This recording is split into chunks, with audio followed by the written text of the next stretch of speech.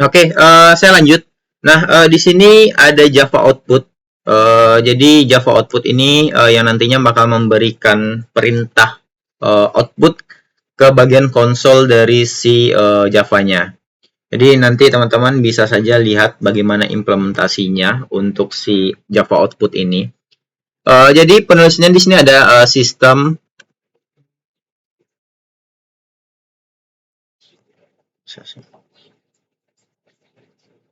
Nah, jadi penulisannya di sini ada sistem out print learn dan kata-kata apa ataupun nilai apa yang nantinya bisa kita keluarkan ataupun kita tampilkan di outputnya. Jadi nantinya teman-teman bisa mencobakan bagaimana cara melakukan output, misalkan ada penjumlahan, lalu penjumlahannya pengen ditampilkan di outputnya ataupun di konsolnya. Nah, bisa menggunakan perintah si sistem outprintlen ini.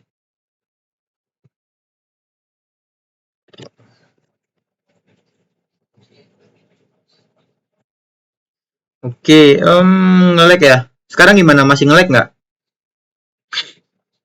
Kalau sekarang udah nggak sih, Pak. Tadi, Oke, Pak, oke. kayak putus-putus gitu, Pak. Oke, sepertinya ada beberapa koneksi saya kadang-kadang sering trouble. Jadi nanti kalau misalkan putus-putus, silakan diinfokan saja ke saya. Seperti itu. Oke, lalu dan berbagai macam. Oke. Nah, lalu berbagai macam apa namanya cara penulisan ataupun cara penulisan code yang bisa teman-teman lihat di sini. Di sini ada example-nya, beberapa example-nya.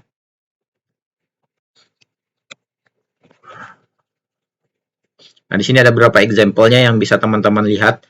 Nanti kita coba implementasikan juga. Jadi kalau misalkan untuk kata-kata yang ada di dalam ini, teman-teman bisa menuliskan sesuai dengan kebutuhan dan sesuai dengan keinginan. Kalau misalkan ada kutip ini, ya sama-sama kita ketahui kalau dia adalah berbentuk string. Sedangkan kalau misalkan tidak ada kutipnya, itu bisa saja dia adalah sebuah variabel yang diambil yang sudah dideklarasikan sebelumnya. Nah, lalu di sini ada Java comment. Java comment bentuknya seperti ini, slash ataupun strip dua kali, ataupun ada juga seperti ini, slash bintang bintang slash. Nah, bedanya apa? Kalau misalkan ini slash dua kali ini adalah komen yang kita gunakan untuk satu line saja ataupun satu baris saja. Sedangkan kalau misalkan kita butuh komen banyak, bisa satu paragraf misalkan ataupun beberapa baris code, kita bisa menggunakan ini.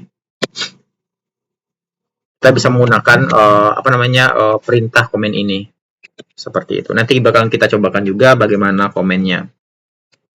Nah, lalu ada namanya variabel. Variabel ini adalah media untuk penyimpanan data.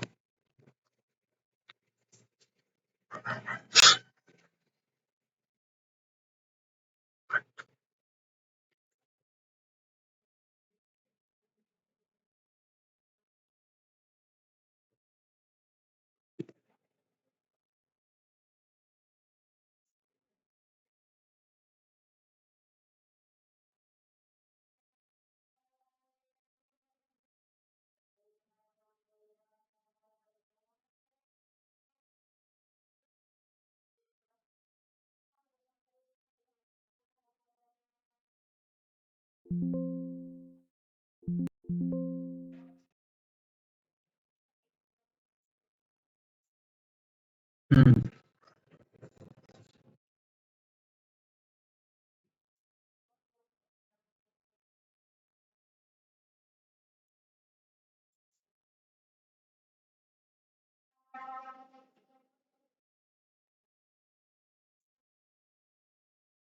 Oke.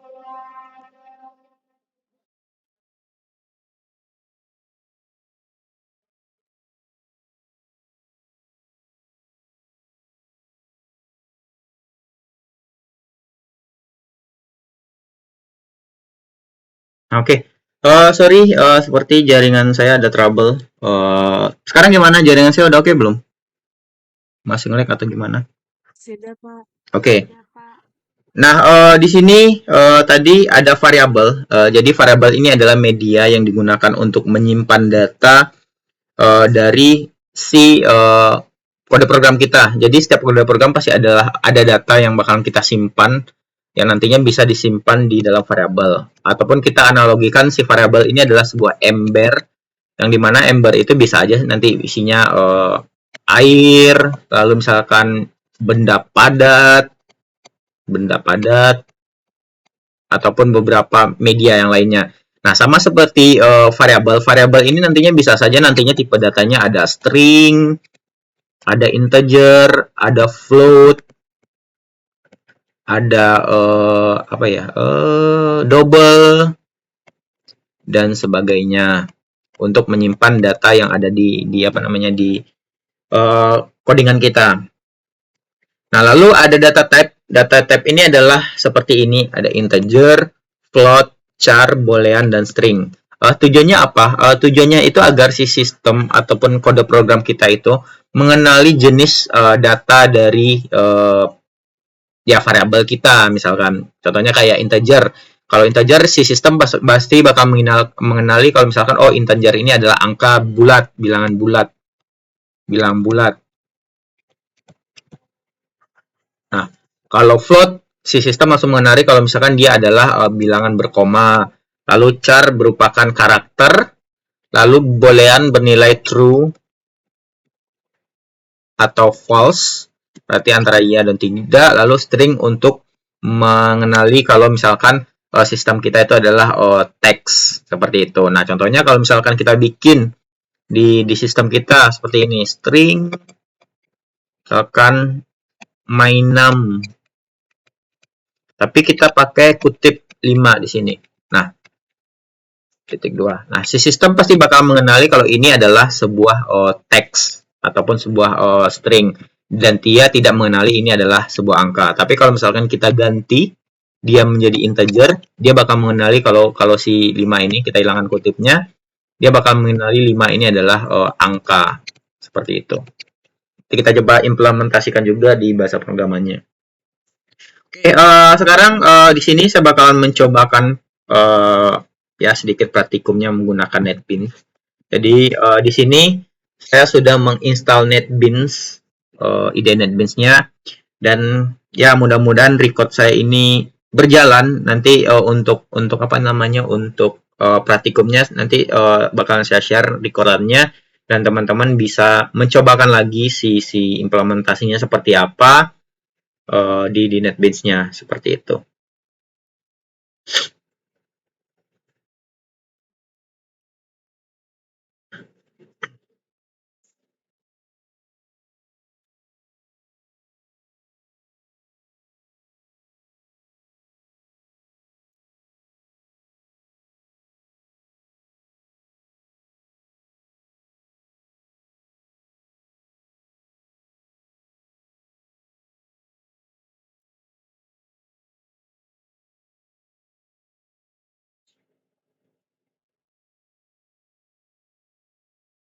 Nah, oke, ini adalah bentuk awal dari NetBeans. Kalau misalkan teman-teman yang sudah biasa pakai Java pasti sudah familiar dengan tampilan si NetBeans 81 ini, 82 ini.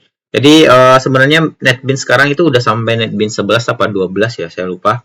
Jadi saya lebih nyaman aja menggunakan NetBeans 8 ini.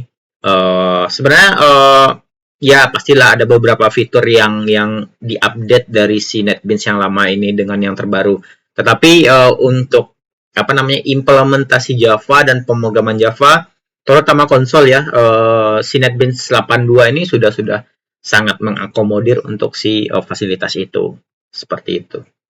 Nah, untuk melakukan pemrograman dengan Java, hal yang pertama yang kita lakukan di sini kita bisa nge-create sebuah project baru. Di sini teman-teman bisa saja nantinya pilih file, new project di sini, ataupun di sini ada tanda plus folder nih, new project. Bisa saja milih antara itu. Nah, lalu di sini bisa pilih yang Java application di sini. Ini ada Java, Java application. Lalu tinggal next. Lalu di sini bisa bebas apa namanya membuat project name-nya apa. Kalau misalkan di sini saya bikin Pratikum PBO misalkan. Lalu tinggal finish.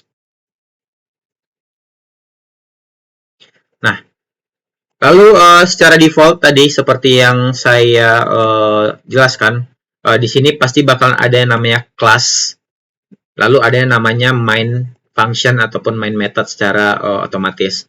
Nah, di sini karena apa namanya project kita namanya Praktikum PBO, secara otomatis si kelas itu bakalan dikasih nama Praktikum PBO di sini. Seperti itu. Nah, kalau misalkan kita mau bikin output, di fungsi main ini kita bisa bikin sistem out.println. Misalkan saya bikin ini adalah program pertama saya.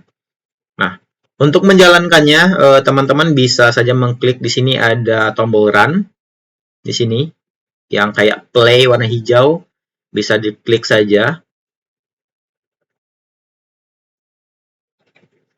Nah, dan outputnya bakalan tampil di konsolnya. Nah, konsolnya itu seperti apa? Konsolnya itu seperti ini. Sebentar. Nah, konsolnya seperti ini. Ini adalah konsolnya. Jadi, ini adalah program pertama saya. Nah, nanti bakalan semua file ataupun apa namanya output bakalan ditampilkan di si konsolnya ini. Nah, lalu bagaimana kalau misalkan kita taruh si sistem outprintln-nya ini di luar apa namanya di luar main-nya ataupun di dalam fungsi main-nya? Kita coba saja. Seharusnya dia bakalan error. Kalau nggak bisa dijalankan. Nah, dia bakalan error. Kenapa? Karena si output ini harus berada di dalam fungsi. Seperti itu. Berarti pada saat teman-teman bikin codingan, bikin output, itu harus ada di setiap fungsi. Nah, berbeda dengan si variabel. Variabel teman-teman bisa bikin di mana saja selama itu masih di dalam kelas ya. Misalkan contoh, di sini saya bikin variabel namanya string first name misalkan. First name. Saya bikin string namanya. Terus last name.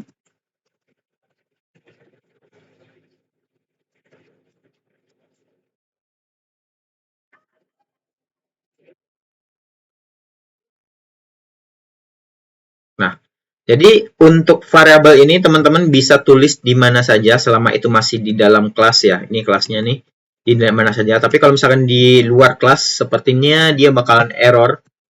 Nah, seperti ini. Selama itu masih di dalam kelas, kita bisa menuliskan si variabelnya. Jadi itu teman-teman yang harus perhatikan selama itu masih di dalam kelas, dia bakalan tidak bakalan error. Seperti itu. Dan juga si variabel ini juga bisa kita tulis di dalam fungsi. Kan ini fungsi main-nya nih.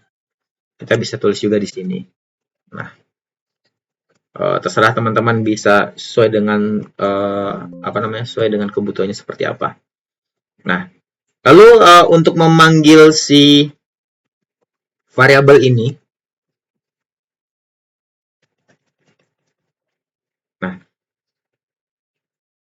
pertama saya terus saya bikin lagi sistem outprintln.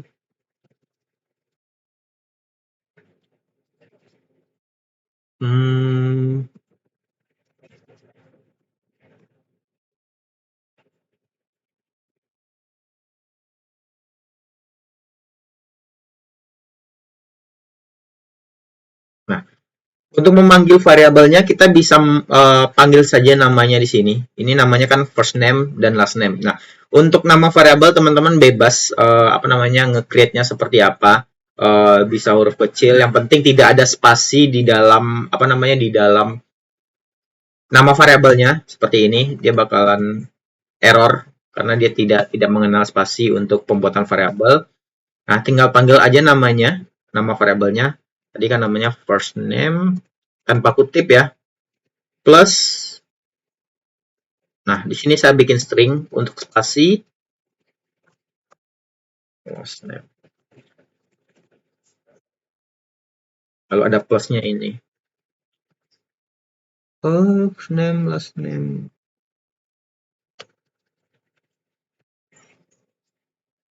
First name.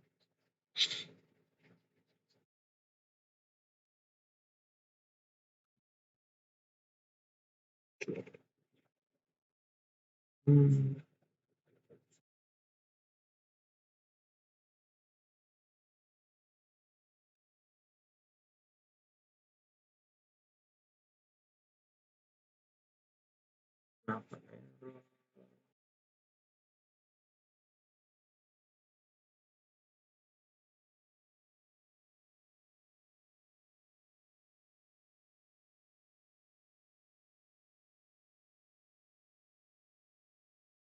Oke, saya taruh di dalam aja.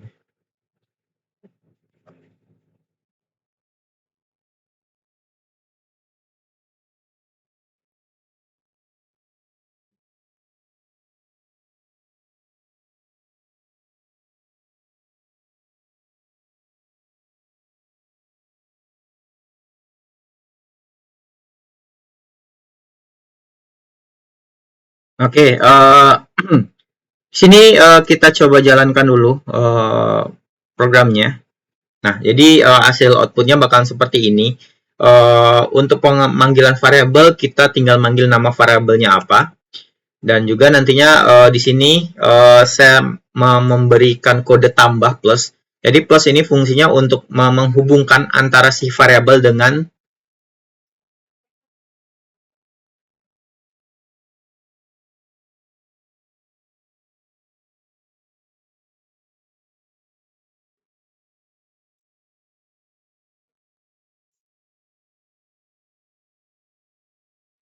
Jadi untuk menghubungkan antara si first name dengan si last name-nya. Seperti itu. Nah, jadi nanti teman-teman silakan install si NetBeans-nya. Nanti cobakan programnya. Nah, untuk membuat komen di sini, nah kita bisa menggunakan slash bintang di sini. Lalu bintang seperti ini. Ini untuk memberikan komen terhadap semua baris ataupun kode program yang ada di main ini. Dan untuk per baris kita bisa menggunakan strip 2 kali seperti ini. Oke. Nah, mungkin video ini cukup dari saya sampai di sini video ini. Terima kasih semuanya. Assalamualaikum warahmatullahi wabarakatuh.